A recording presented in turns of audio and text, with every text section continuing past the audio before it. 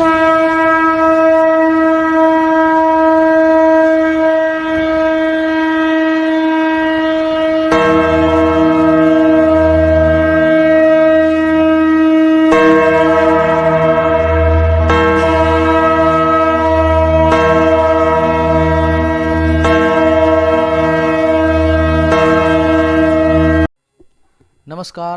मैं हूं नागेंद्र पांडे और आप देख रहे हैं मगध दर्शन टीवी।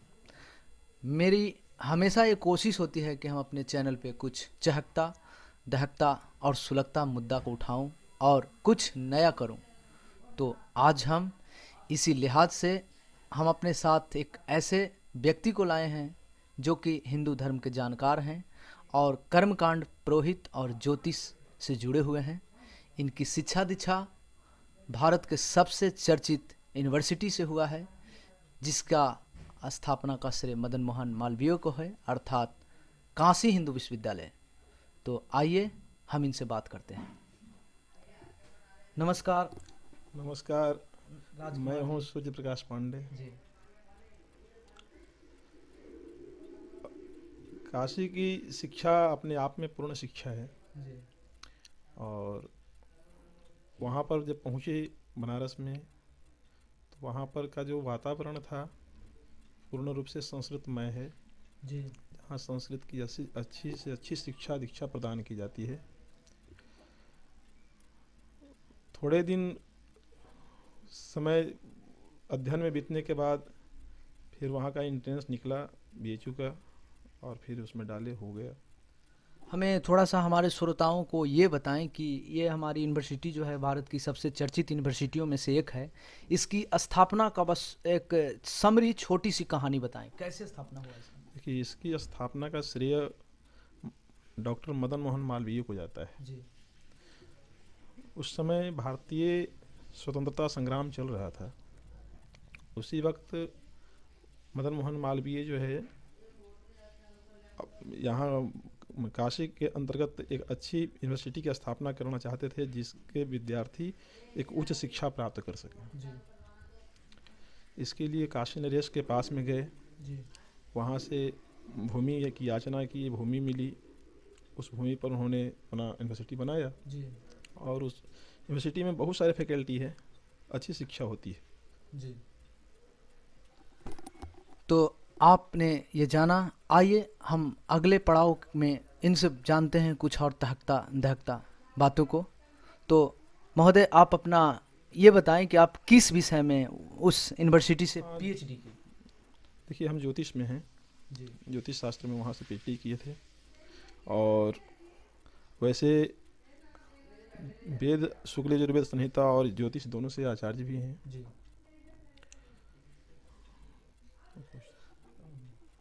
आप अभी जो है वर्तमान समय में कोई ज्योतिष केंद्र चलाते हैं अथवा नहीं? अभी मेरा ज्योतिष कार्यालय है, ये तारेगना में है। जी। वेदांग ज्योतिष परामर्श केंद्र के नाम से चल रहा है। जी।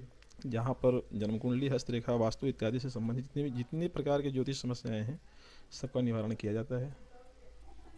और अभी मतलब वहाँ इन सब के सिवाय और कुछ धर्म प्रचार, जैसे कि आज अगर वर्तमान परिदृश्य में देखा जाए तो सबसे ज़्यादा ब्राह्मण और हिंदू टारगेट पे होते हैं, आखिर क्या कारण है? इसके बारे में अपना राय रखें। देखिए, हमेशा से होते आया है। हर जगहों पर देखा जाए तो हर लोग जो भी अपने से उच्च अधिकारी हैं उनसे द्वेष रखते हैं। जी। ये कोई आवश्यक नहीं कि ब्राह्मणों की बात करें। ब्राह्मण तो एक समाज का निर्माण किया है। जी। जो कि भारतीय संस्कृति को क्या धरोहर को बचाए रखा है।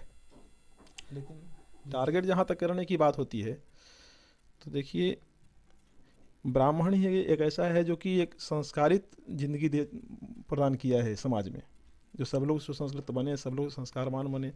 लेकिन आज का युग जो हो गया है वो आर्थिक युग है। जी। जी, बिल्कुल सही। समझिए, आर्थिक युग होने के कारण हर लोग बहुत आगे बढ़ना चाहता है। जी। इसमें वो ये देखना नहीं चाहता कि हम क्या कर रहे हैं, क्या नहीं कर रहे हैं, इससे उसको मतलब नहीं होता। जी। तो जब तक आप एक विशेष दीवार को ऊपर नहीं जाते हैं, लांघते नहीं हैं, तब तक कैसे जा सकते हैं कहीं? जी।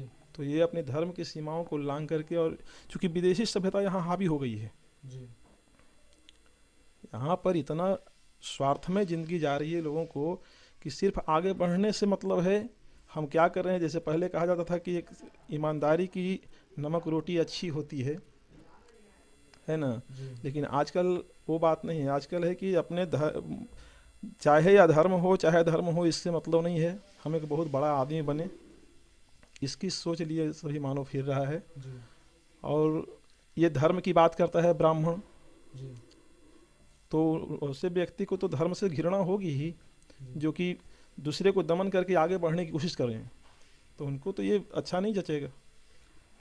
जैसा कि आपने अभी दोस्तों सुना, हमारे आचार्य डॉक्टर सूर्य प्रकाश पांडे ने अपनी राय रखी।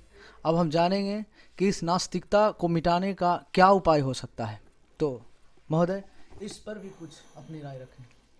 देखिए, सबसे पहली बात तो ये है कि गोस्वामी जी ने बताया है श्री रामचरितमानस में कि बिन परतीति हो ही नहीं प्रीति। बिना जानकारी के कोई व्यक्ति किसी चीज़ को मान कैसे सकता है? जी इसके लिए तो ज्ञान की जरूरत है। जी चाहे जिस प्रकार की बात करें, वेद की ही बात करते हैं, तो वेद का मतलब ही ज्ञान होता है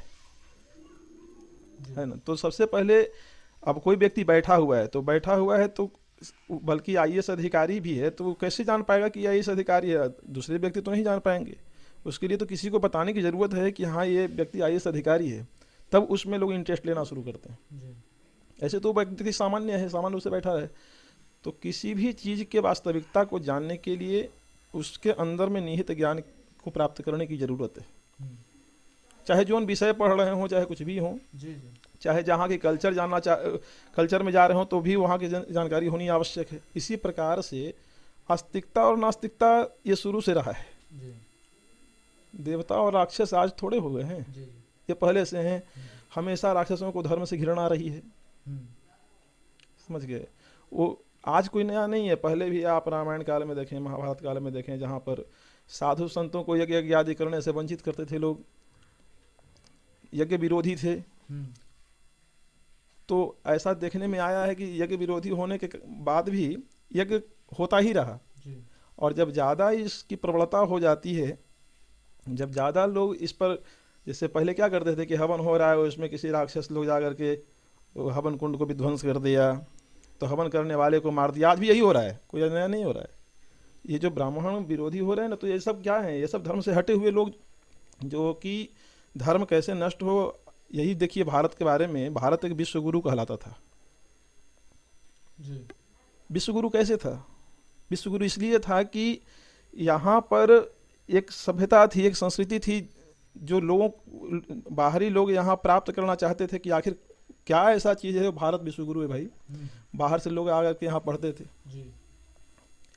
लेकिन अब तो हम ही लोग चेला बनने जा रहे हैं, और गुरु कौन है जो पते नहीं है।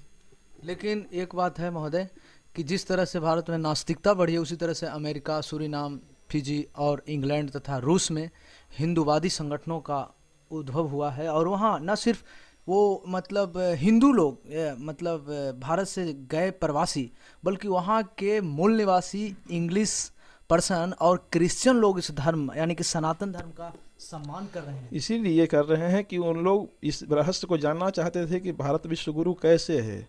तो कभी आक्रमण करके, कभी किसी तरह से करके यहाँ से धर्म ग्रंथ जो हमारे मूलभूत तथ्य थे उसको लेके चले गए, उसकी वास्तविकता को जाने। जैसे देखिए, हस्तरेखा का जो हमारे यहाँ ज्योतिष परंपरा यहाँ भारत से शुरू होती है, लेकिन कीरोवादी हस्तरेखाविद, बेनहम इत्यादि हस्तरेखाविद जो है विदेशी हैं, और उन्होंने इस पर शोध किया। आज अच्छा चल रहा है, बहुत बढ़िया उनकी पुस्तकें चल रही है। लेकिन हमारे ही भारतीय संस्कृति में रह रहे लोग इससे नफरत कर रहे हैं। तो ये कोई नई बातें नहीं है, इस पर ज़्यादा गौर करने की ज़रूरत नहीं। हाँ, जहाँ तक नास्तिकता को बचाने की बात है, तो देखिए आज भी लोग नास्तिक, कुछ ऐसे धर्म हैं जो कि जैसे अभी बौद्ध धर्म को मान लेते हैं, तो उसका फिलॉसफी नास्तिक फिलॉसफी है। बौद्ध धर्म में ईश्वर को नहीं माना जाता, समझ गए। तो एक धर्म का दूसरा पैराग्राफ है वो, जिसमें कि अपना वो मानते हैं लोग। तो ऐसा नहीं है। हमारा तो धर्म ये सिखाता है कि ना किसी से घृणा करना है, ना कुछ करना है। हमारे धर्म में घृणात्मक बात है ही नहीं। लेकिन लोग देखिए आज बहुत सारे उदाहरण देते हैं मनुस्मृति आदि ग्रंथों को लेकर के। सबसे बड़ा उदाहरण रामचरितमानस से दिया जाता है कि शूद्र, पशु, ढोल और नारी ये तीनों तारन के अधिकारी। तो हम चाहेंगे कि इस पर भी एक थोड़ा सा संक्षिप्त कुछ बताएं। देखिए ये चारों चीज़ बहुमूल्य हैं। ढोल, गवार, शूद्र, पशु, नारी सकल ताड़ना के अधिकारी। ताड़न के नहीं है, ताड़ना है। अब कोई व्यक्ति बोलता है कि हम आपकी बात को ताड़ गए, तो मारने की बात वहाँ नहीं उठती है ना। ताड़ना माने जानना भी होता है। आप जाने कि इनको कब कितना क्या जरूरत है। ढोल है तो ढोल को यदि ताड़ना माने मारना होता तो ढोल कब का फूट गया होता है ना। उसको कितना पर सुर दे सकेगा, अच्छा से वो बज सकेगा, ये ढोलक का जो जानकार व्यक्ति है उससे जाकर पूछिए, वो बताएगा कि ढोलक कितना पर क्यों कसते हैं ढोलक को। हम पीटते हैं ढोलक को कि ढोलक से अच्छी आवाज़ निकालते हैं, है ना। गाय है, आप गवार है, गवार कहा जाता है जहाँ जानवर लोग रहते हैं। आप जानवर के समीप में रह रहे हैं, यदि आप अच्छे अनुशासन से उसको नहीं रखेंगे तो कब सिंह से क्या हो जाएगा कहना मुश्किल है। यही तो बात हो रही है कि समाज की जानकारी लोग ले नहीं पा रहे कि है क्या वास्तविकता। ये सब लोग कह रहे हैं अशूद्र। शूद्र का मतलब होता है सेवा करने वाला। सेवा करने वाला व्यक्ति को कब क्या चाहिए होता है, कैसे उसके साथ हम बिहेवियर कर सकें, कैसा व्यवहार करें ताकि वो सही सलामत रह सके। नारी, अब देखिए ना, सबसे संसार में प्रिय चीज़ है नारी। शरीर में नाड़ी का जितना महत्व है, समाज में नारी का उतना ही महत्व है। तो उसको एक अनुशासन, उसको जानकारी होनी चाहिए कि हम अब यदि कोई नारी को बिल्कुल स्वतंत्र भाव से छोड़ दिया जाए, नारी यदि नारी है, एक अच्छे संस्कार वाली है, तब बहुत बढ़िया है, नहीं तो थोड़ा समस्या भी होती है। तो पुरुषों की जानकारी के लिए है वो। जैसे नारी कभी स्वतंत्र नहीं है, ऐसा भी शास्त्र में आया है। जैसे छोटी अवस्था में पिता के वश में, बड़े होने पर पति के वश में, और वृद्धावस्था होने पर पुत्र के वश में होती है ना। यानी एक नियंत्रण रेखा है। यहाँ ताड़ना का मतलब एक नियंत्रण रेखा है, उससे ज़्यादा नहीं होना चाहिए, इतनी जानकारी होनी चाहिए। तो श्री रामचरितमानस एक शिक्षाप्रद ग्रंथ है, उससे शिक्षा लेनी चाहिए। उस पर ऐसा कुछ नहीं कहा गया। आखिर श्री रामचरितमानस में ही देखिए, हमारे यहाँ सबरी भी तो हुई है। उसमें कहाँ कोई जाति से घृणा किया गया, उसका तो जूठा भगवान खाए हैं, ऐसा है उसमें। तो उस प्रकार का संस्कार बनना चाहिए। देखिए ये मैं किसी जाति विषय नहीं, यहाँ पर जो वर्ण विषय बात होती है, सबसे बड़ी बात है कि एक ब्राह्मण भी शूद्र है यदि शूद्र की तरह कर्म कर रहा है। हमारे शास्त्र में तो ये भी आया है कि गोस्वामी जी क्या लिखे हैं कि देखिए कलयुग का एक अपना प्रभाव होता है। ये सारे जितना भी देख रहे हैं अभी नास्तिकता, ये सब कलयुग का ही प्रभाव है। एक जितने भी ग्रंथ की रचना हमारे यहाँ किया गया है शास्त्रों की, उस सब में पूर्व विदित है ये बात कि आगे कलयुग में ये होना है, वही अभी हो रहा है। ये कोई अलग से नहीं हो रहा है, ये तो कलयुग में होना ही है। इसीलिए कि एक भागवत महापुराण के 12 स्कंद का हिंदी अनुवाद पद बनाया गया है, और उसमें बहुत अच्छा इतना सरलता पूर्वक दिया गया है कि कोई भी व्यक्ति सरलता से उसको समझ सकता है। उसमें कहा गया है कि धनी कलयुग महाराज आपने लीला अजब दिखाई है, उल्टा चलन चला दुनिया में सबकी मति बौड़ाई है। नीति पंथ उठ गया कचहरी पापन यान लगाई है, धर्म गया पाताल सभी के मन बेधर्मी छाई है। तो शुक्रिया राजकुमार सूर्य प्रकाश पांडे जी। और आज हमारे साथ प्रकांड विद्वान डॉक्टर सूर्य प्रकाश पांडे थे, जिन्होंने अपना पॉइंट ऑफ व्यू रखा। तो अगर आप हमारे इस चैनल को यूट्यूब पे देख रहे हैं तो लाइक करें, और फेसबुक पे देख रहे हैं तो फॉलो करें। शुक्रिया, धन्यवाद।